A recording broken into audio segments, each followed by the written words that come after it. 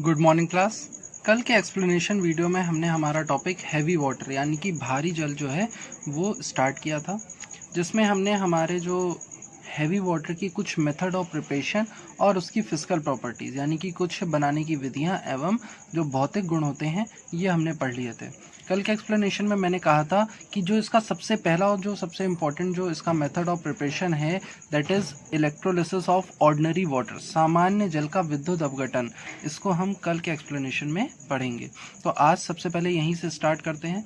देखिए क्या होता है जब इलेक्ट्रोलिसिस कराते हैं हम ऑर्डिनरी वाटर का यानी साधारण जल का, जब हम विद्युत अपघटन कराते हैं तो कैसे हमें हमारा भारी जल प्राप्त होता है वो देखते हैं। कह रहे हैं ordinary water contains 1 part of heavy water in 6000 parts of it. 6000 भाग अगर आप करते हैं सामान्य जल के, उसमें से एक भाग जो होगा वो क्या होगा, आपका हैवी वाटर प्रेजेंट होगा। इन शॉर्ट, अगर 6000 बूंदे प्रेजेंट हैं, कितनी 6000 बूंदे प्रेजेंट हैं किसकी, पानी की, सामान्य जल की प्रेजेंट है, साधारण जल की, तो उसमें से एक बूंद जो होगी वो आपके भारी जल की यानी कि हैवी वाटर की होगी। On multi stages electrolysis of alkaline water. तो अब हमें करना क्या है, ये जो हमारा ऑर्डिनरी वाटर है, जो साधारण जल है, इसकी मल्टी स्टेज मतलब बार बार क्या करानी है, इलेक्ट्रोलिसिस करानी है, विद्युत अपघटन कराना है। तो उससे हमें हमारा D2O जो है, जो हमारा भारी जल है, हैवी वाटर है, वो ऑब्टेन्ड होता है as H2 is liberated 6 times faster than D2। क्यों, रीज़न है क्योंकि हाइड्रोजन गैस के निकलने की जो क्षमता होती है वो ड्यूटीरियम के कंपैरिजन में, ड्यूटीरियम के संपर्क में 6 गुना ज़्यादा होती है। तो जो हाइड्रोजन है वो क्या होगी, जल्दी निकल जाएगी। जब आप अपने साधारण जल का जो नॉर्मल वाटर है, जो ऑर्डिनरी वाटर है, उसका जब आप इलेक्ट्रोलिसिस कराएंगे, विद्युत अपघटन कराएंगे, तो हाइड्रोजन क्या है, वो जल्दी निकलेगी, 6 टाइम ज़्यादा निकलेगी। तो बाद में बचेगा क्या, सिर्फ वहाँ पर D2 बचेगा, जो ऑक्सीजन के साथ मिलकर के D2O का फॉर्मेशन कर देता है। Many method such as Louis मैनकॉर्डेल मेथड, यूरे ब्राउन, मतलब बहुत सारे मेथड हैं जिनके थ्रू हम ऐसा कर सकते हैं, लेकिन ये सारे मेथड जो होते थे ये ओल्ड हैं। आजकल जो हमारा न्यू मेथड है वो है टेलर, आयरिंग एंड फ्रॉस्ट मेथड। ये आजकल जो है इंडस्ट्रियल प्रिपरेशन में, भारी जल के यानी कि हैवी वाटर के इंडस्ट्रियल प्रिपरेशन में यूज़ होता है। इस रिएक्शन में करते क्या है, तो ये आपका यहाँ पर इलेक्ट्रोलिटिक सेल आपका दिया हुआ है, विद्युत अपघटनी सेल यहाँ पर उपस्थित है। इस सेल के अंदर ही हमें हमारा साधारण जल, देख लीजिए यहाँ पर H2O आप देख रहे हैं, वाटर लेना है, ठीक है, और यहाँ पर ये दो आपने इलेक्ट्रोड ले लेने हैं, एक एनोड होगा आपका, एक कैथोड होगा। एनोड का मतलब धन आवेशित होगा, कैथोड का मतलब ऋण आवेशित। देख लीजिए यहाँ पर चार्ज भी लगे हुए हैं। ये दोनों बने किसके होते हैं, निकल के। किसके बने होते हैं, निकल के रॉड के बने होते हैं। यहाँ से जो गैस, जो हाइड्रोजन गैस निकलने की बात कर रहे थे, वो हाइड्रोजन गैस निकलने के लिए यहाँ पर इनलेट बना हुआ है, एक पाइप लगा हुआ है, यहाँ से क्या होती है, निकल जाती है। गैस ऊपर ना जाने पाए इसलिए यहाँ पर हम क्या लगा देते हैं, रबर का कॉर्क लगा देते हैं, और ये हमने आयरन का कंटेनर लिया हुआ है। यहाँ पर जब ये ऑर्डिनरी वाटर जो है, इस ऑर्डिनरी वाटर में जब आप इलेक्ट्रिक करंट पास कराएंगे तो आपका जो H2O है वो H2 और O इन दोनों में जो है, हाइड्रोजन में और ऑक्सीजन में क्या हो जाता है, ब्रेक हो जाता है। और जब हाइड्रोजन और ऑक्सीजन में ब्रेक होगा तो हाइड्रोजन गैस जो है वो तो यहाँ से क्या हो जाएगी, निकल जाएगी। ऑक्सीजन गैस यहीं उपस्थित रहती है, और जो बचा हुआ अवशेष के रूप में जो D2 बचेगा, जो ड्यूटीरियम बचेगा, उसके साथ ही ऑक्सीजन मिलकर के D2O का क्या कर लेती है, निर्माण करती है, यानी कि फॉर्मेशन करती है। तो ये हमारी समरी है इस पूरे प्रोसेस की। इन्होंने बड़ी सी प्रोसेस दी हुई है, देख लीजिए। सबसे पहले स्टेज में, फर्स्ट स्टेज में क्या करना है, in this stage electrolysis of aqueous solution of 0.5 NaOH solution is carried out till the volume of solution reduces to 1/6 of original volume. एक चीज़ मैं यहाँ पर क्लियर कर देता हूँ कि जल का जो विद्युत अपघटन है, वाटर का जो इलेक्ट्रोलिसिस है, वो कभी आप केवल वाटर को लेकर नहीं कर सकते हैं। अगर आपको वाटर की इलेक्ट्रोलिसिस करानी है तो उसको उसके आयंस में ब्रेक करने के लिए आपको या तो एसिड या बेस जो है मिलाना होगा, उसमें मिक्स करना पड़ेगा, तभी जो वाटर है वो अपने आयंस में ब्रेक हो पाएगा। तो यहाँ पर हमने क्या लिया हुआ है, NaOH, सोडियम हाइड्रोक्साइड लिया हुआ है 0.5 N जो है इसकी नॉर्मलिटी है, ये सांद्रता यानी कि कंसंट्रेशन को मेज़र करने का एक टर्म होता है। तो यहाँ पर इसकी जो सांद्रता है वो 0.5 या आधी समझ सकते हैं आप। Is carried out till the volume of solution reduces to 1/6 of original volume। यानी कि आपने 600 मिलीलीटर या 6 लीटर अगर पानी लिया हुआ है, यहाँ पर 6 लीटर अगर आपने सॉल्यूशन लिया हुआ है, तो वो कम हो करके जब 1 लीटर बचेगा तब तक हमें इसमें क्या कराना है, इलेक्ट्रिक करंट पास करानी है। This solution contains 2.5% heavy water, तब जा करके उसमें 2.5% यानी कि 2.5% भारी जल उपस्थित होगा। सेकेंड स्टेज क्या है, सेकेंड स्टेज है हमारी the solution obtained in first stage. यहाँ पर ये जो 1/6 ओरिजिनल वॉल्यूम का बचा हुआ है, यानी कि 6 लीटर में से जो 1 लीटर बचा था उसको यहाँ पर हमने क्या करना है, लेना है। The solution obtained in first stage is neutralised by passing CO2 and distilled. अब हमें क्या करना है, इसको उदासीन करना है, न्यूट्रलाइज करना है, और ऐसा करने के लिए अपने बचे हुए 1 लीटर विलियन में, 1 लीटर सॉल्यूशन में कार्बन डाइऑक्साइड गैस पास कराते हैं। कार्बन डाइऑक्साइड गैस पास कराने पर ये डिस्टिल्ड वाटर में कन्वर्ट हो जाता है, मतलब एक ऐसे वाटर में जिसमें आयंस अभी present. In the distillate obtained 0.5 NaOH is added and again electrolyzed till the volume again reduces to 1/6 of original volume। तो हमें यहाँ जो पहला स्टेप हमने फर्स्ट स्टेज में जो किया था उसे फिर से हमें क्या करना है, सेकेंड स्टेप में रिपीट करना है। लेकिन कब, यहाँ पर जो है ये आपको 6 लीटर में से 1 लीटर वॉल्यूम जो बची हुई वॉल्यूम थी उसमें कार्बन डाइऑक्साइड गैस पास करानी है। कार्बन डाइऑक्साइड गैस पास कराने पर वो जो है वो आपका डिस्टिल वाटर बन जाएगा। आपने नाम भी सुना होगा डिस्टिल वाटर का। डिस्टिल वाटर बनने के बाद इसमें आप क्या करेंगे, अगेन 0.5 NaOH ऐड करेंगे। इसको ऐड करने के बाद आपको फिर से क्या कराना है, वही इलेक्ट्रोलिसिस कराएंगे। इलेक्ट्रोलिसिस कब तक करानी है, जब तक क्या ना बचे 1/6 of original volume. This step is repeated 7 times. कितनी बार करना है, ये प्रोसेस आपको 6 से 7 बार करनी है। एंड इन द लास्ट हर बार क्या होगा, 2.5% हैवी वाटर आपको मिलेगा, तो परसेंटेज बढ़ती जाएगी और 7th टाइम में आपको 99% प्योर हैवी वाटर ऑब्टेन्ड हो जाएगा। अब थर्ड स्टेज में क्या है, in this stage H2 is also formed along with D2। Hydrogen जो है वो भी बनती है D2 के साथ। They are burned and the liquid obtained is sent back to second stage along with residual liquid और ऑफ फर्स्ट स्टेज। कह रहे हैं कि यहाँ पर जो हाइड्रोजन और ड्यूटेरियम साथ में बन गई, उनको क्या करना है, उनको आपको बर्न कराना है, यानी कि उनको ऑक्सीजन के साथ रिएक्शन करानी। बर्निंग का मतलब ही होता है कहीं पर भी बर्निंग होगी तो आप क्या कराओगे, ऑक्सीजन से उसकी रिएक्शन कराओगे। तो H2 जो है वो O के साथ रिएक्शन करके H2O बनाएगी, D2 जो है वो ऑक्सीजन के साथ रिएक्शन करके D2O बनाएगी, और ये दोनों D2O और H2O को आपको कहाँ भेज देना है, वापस से सेकेंड स्टेज में रिपीट करने के लिए भेज देना है। और इस तरह से आपको 99% प्योर हैवी वाटर ऑब्टेन हो जाता है। तो ये था हमारा मेन मेथड ऑफ प्रिपरेशन। दिखने में बहुत बड़ा था लेकिन था छोटा सा। मैंने इसको नोट्स में टिक नहीं किया है क्योंकि ये आपको अपने वर्ड्स में मेंशन करना है। डायग्राम आप जो है वो आप डायग्राम बना लेंगे बुक से, लेकिन आपको क्या करना है, अपने वर्ड्स में स्टेजेस जो है मेंशन करनी है। ओके क्लास, इसी प्रोसेस को हिंदी में देख लेते हैं। तो जल के विद्युत अपघटन से, जो हमारा साधारण जल होता है उसके विद्युत अपघटन से हम क्या बनाने जा रहे हैं, भारी जल प्राप्त करने जा रहे हैं। होता यह है कि जो आपका साधारण जल होता है उसमें उनकी 6000 बूंदों में केवल 1 बूंद ही आपकी भारी जल की उपस्थित होती है।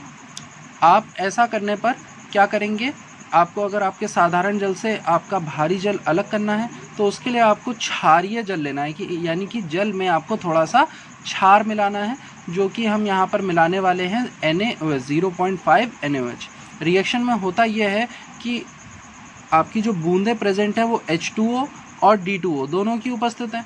भाई केवल 6000 बूंदें तो होंगी नहीं, बहुत सारी बूंदें होंगी जब आप एक बार में ज़्यादा अमाउंट में D2O बनाना चाहते हैं। तो हर 6000 बूंदों में से जल की 1 बूंद D2O की होगी। रिएक्शन ये होती है कि जब आप विद्युत अपघटन कराते हैं, इलेक्ट्रोलिसिस कराते हैं, तो D2 और H2 दोनों बनते हैं, लेकिन H2 के बाहर निकलने की जो क्षमता होती है वो D2 से 6 गुना होती है। तो इस तरह से H2 क्या होती जाती है, निकलती जाती है, और फाइनली बचता क्या है, D2। चलिए देख लेते हैं रिएक्शन करनी कैसे है ये मेथड ऑफ प्रिपरेशन। तो इसमें सबसे पहले इसको कराया किसने था, टेलर, आयरिंग और फ्रॉस्ट। ये 3 साइंटिस्ट इसमें इन्वॉल्व थे, इसीलिए इस विधि को टेलर, आयरिंग और फ्रॉस्ट विधि के नाम से जाना जाता है।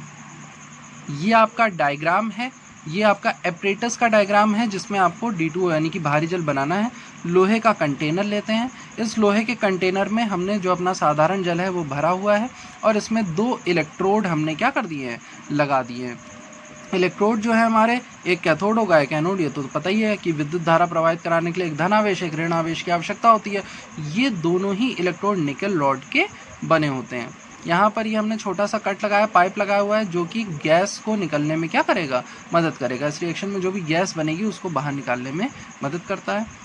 इस कंटेनर को सील पैक करने के लिए यहाँ पर हम रबर का कॉर्क यूज़ करते हैं और ये यहाँ पर हमने साधारण जल दिया हुआ है। जैसे ही आप करंट पास कराएंगे तो ये जो वाटर है वो क्या होगा, उसमें इलेक्ट्रोलिसिस यानी कि विद्युत अपघटन स्टार्ट हो जाएगा।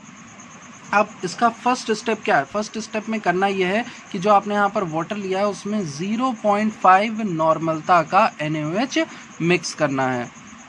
0.5 NaOH जब यहाँ पर आप ऐड कर देते हैं तो आपका जो जल है वो क्षारीय जल बन जाता है। रीज़न मैंने बताया था, क्योंकि जल जो होता है वो कभी भी अपने आयनों में साधारण जल टूट नहीं सकता जब तक उसमें थोड़े से अमाउंट में अम्ल या क्षार ना मिला हो। तो हमने यहाँ पर क्या मिलाया है, हमने मिलाया है NaOH जो कि एक क्षार होता है। क्षार मिलाने के बाद आप जब इसका विद्युत अपघटन स्टार्ट करेंगे तो तब तक आपको इसमें इलेक्ट्रिक करंट पास करानी है जब तक आपका जो कुल आपने आयतन लिया है उसका 1/6 भाग शेष नहीं रह जाता। यानी कि 6 में से जब 1 भाग शेष रह जाएगा, जितना भी लिया उसमें से 1/6 भाग जब बचेगा तब आप अपने विद्युत अपघटन को क्या कर देंगे, रोक देंगे। रोकने के बाद जो अवशेष यहाँ पर बचा हुआ होगा उसमें आपको कार्बन डाइऑक्साइड गैस क्या करानी है, प्रवाहित करानी है। तो पहला पद पूरा कर लिया, 1/6 भाग शेष रह गया। तो अब हम क्या कराने जा रहे हैं, सेकेंड स्टेप। सेकेंड स्टेप में आपको क्या करना है, ये जो आपका शेष क्षारीय विलयन है इसमें CO2 गैस प्रवाहित करनी है। जैसे ही आप CO2 गैस प्रवाहित करेंगे तो आपका जो जल है वो उदासीन हो जाएगा। उदासीन जल में आपको फिर से 0.5 NaOH क्या कर देना है, मिला देना है और फिर से इसका विद्युत अपघटन करना है। कब तक, जब तक 1/6 भाग ना बचे। यानी कि जो पहला पद था उसे ही आपको फिर से रिपीट करना है। और ये प्रोसेस आप कब तक करेंगे, ये जो सेकंड स्टेप है ये बार बार आप एटलीस्ट 6 से 7 बार, कम से कम 6 से 7 बार आपको करना है, जिसमें हर बार आपके जो भारी जल की सांद्रता है, जो कंसंट्रेशन है वो बढ़ती जाती है और बढ़ करके कितनी पहुंच जाती है, 99%। तो जो यहाँ पर स्टार्टिंग में देखिए आपको पहली बार में केवल 2.5%, 2.5% मिला था। 6 से 7 बार कराने पर कितना मिल गया, 99% हैवी वाटर आपको मिल जाता है। थर्ड स्टेप ये कहता है कि जब आप इलेक्ट्रोलिसिस करा रहे होंगे तो यहाँ पर इलेक्ट्रोलिसिस में D2O बनने के साथ साथ H2 और O2 भी मिलना स्टार्ट हो जाती है। यानी कि हाइड्रोजन और ड्यूटेरियम ये दोनों भी गैस के रूप में बाहर निकलने लगते हैं। तो इनको आपको क्या करना है, इनको जलाना है। जलाने का मतलब इनकी अभिक्रिया ऑक्सीजन से करा देनी है।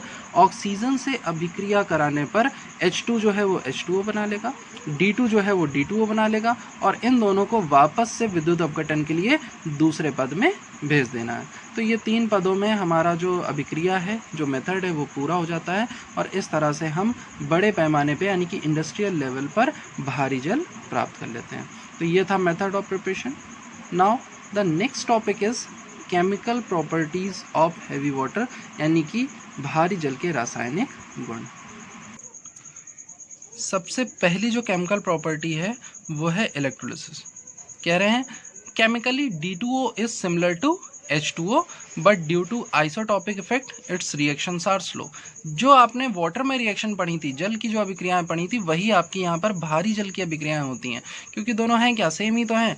ड्यूटेरियम आखिर में होता क्या, हाइड्रोजन का ही तो एक आइसोटोप होता है, लेकिन आइसोटोप यानी कि समस्थानिक होने की वजह से इसकी जो अभिक्रियाएं होंगी, जो रिएक्शंस होंगी वो थोड़ी सी स्लो होती हैं, बस यही चेंज आता है। तो इलेक्ट्रोलिसिस कराने पर, जैसे आप H2O की जब इलेक्ट्रोलिसिस कराते थे, जब जल का आप विद्युत अपघटन कराते हैं तो H2 और O2 आपको मिलता है, हाइड्रोजन गैस और ऑक्सीजन गैस मिलती है।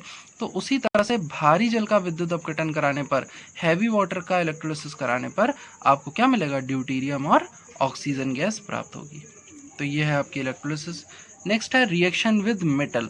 तो जब आप अपने भारी जल की अभिक्रिया किसी भी मेटल से यानी किसी भी धातु से कराते हैं तो ड्यूटेरियम जो है, ड्यूटेरियम गैस प्राप्त होती है और उस मेटल का ऑक्साइड प्राप्त हो जाता है। तो यहाँ पर क्या बनेगा, ड्यूटेरियम गैस निकल जाएगी और साथ में जैसे अगर आपने सोडियम मेटल लिया तो सोडियम ड्यूटीरो ऑक्साइड मिल जाता है। मैग्नीशियम लेंगे तो ड्यूटीरियम जो है वो गैस के फॉर्म में बाहर निकल जाएगा और मैग्नीशियम ड्यूटीरो ऑक्साइड फॉर्म हो जाता है। तो ये होती है हमारी रिएक्शन विद मेटल्स।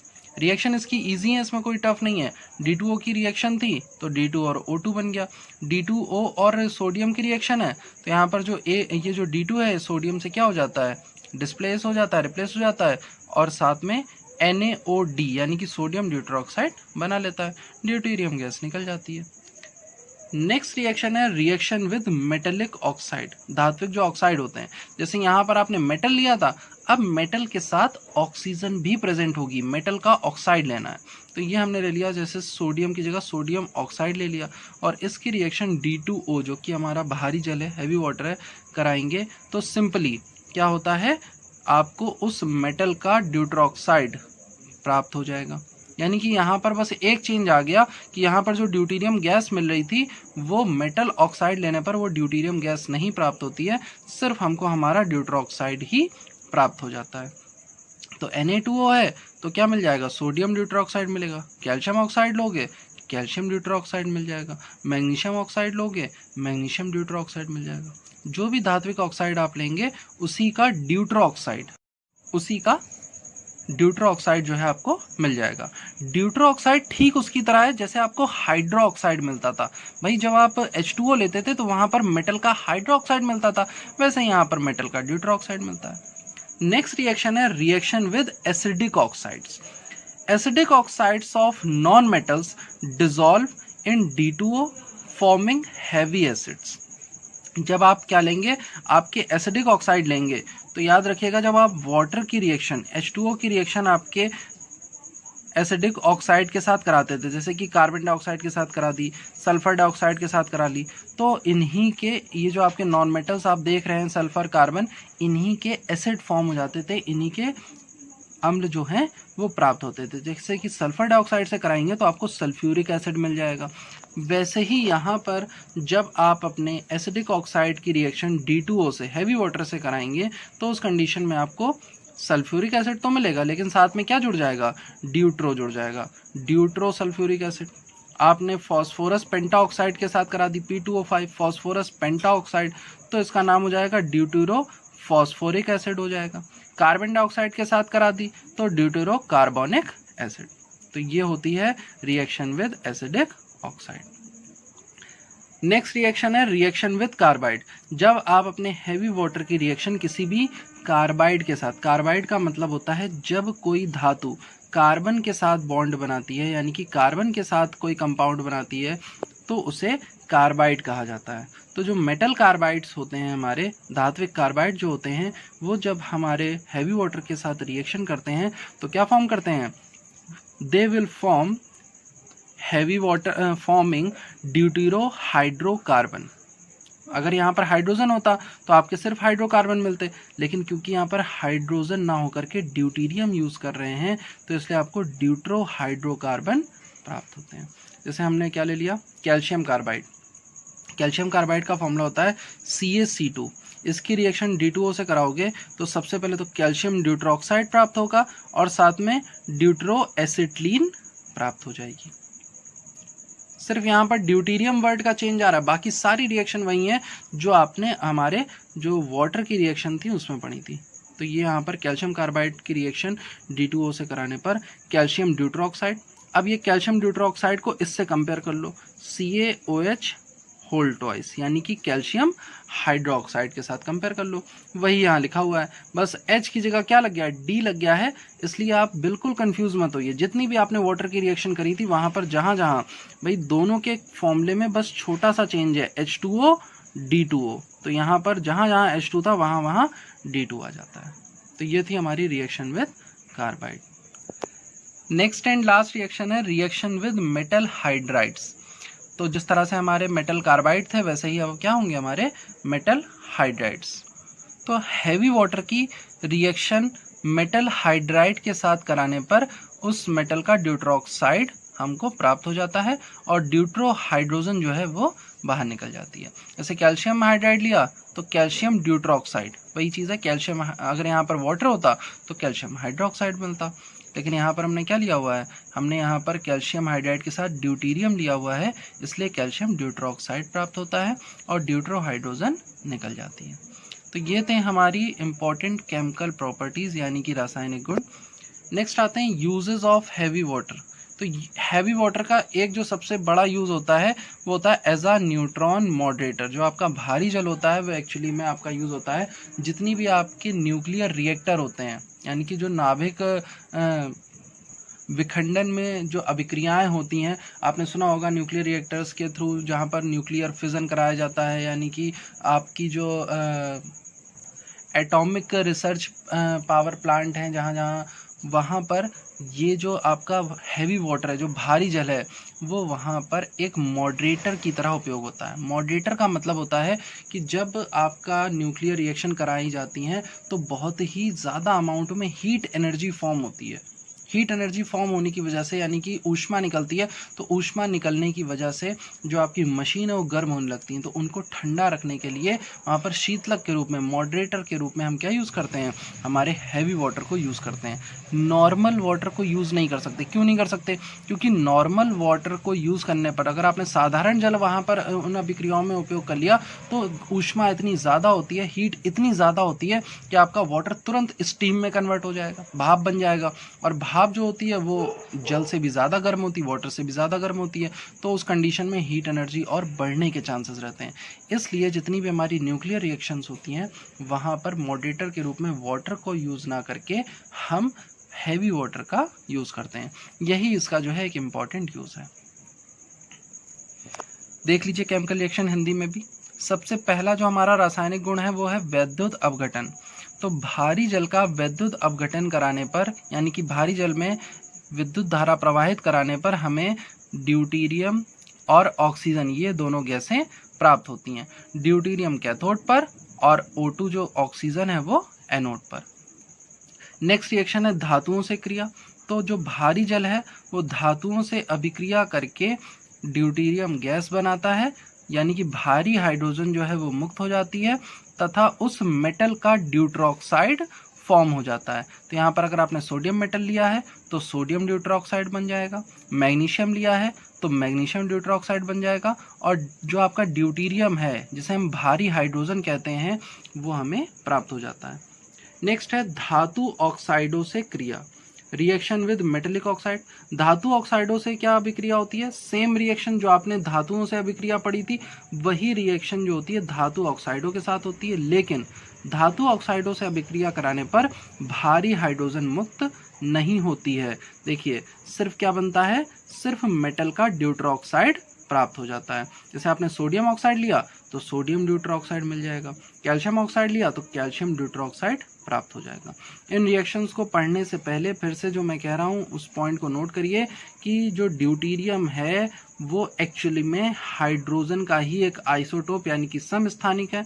जैसे आपका साधारण जल H2O होता है वैसे ही भारी जल ड्यूटीरियम होता है। ड्यूटीरियम और कुछ नहीं, ये हाइड्रोजन का ही भारी रूप है, इसीलिए इसे भारी हाइड्रोजन कहा जाता है। नेक्स्ट है अम्लीय ऑक्साइडों से अभिक्रिया यानी कि एसिडिक ऑक्साइडों से अभिक्रिया।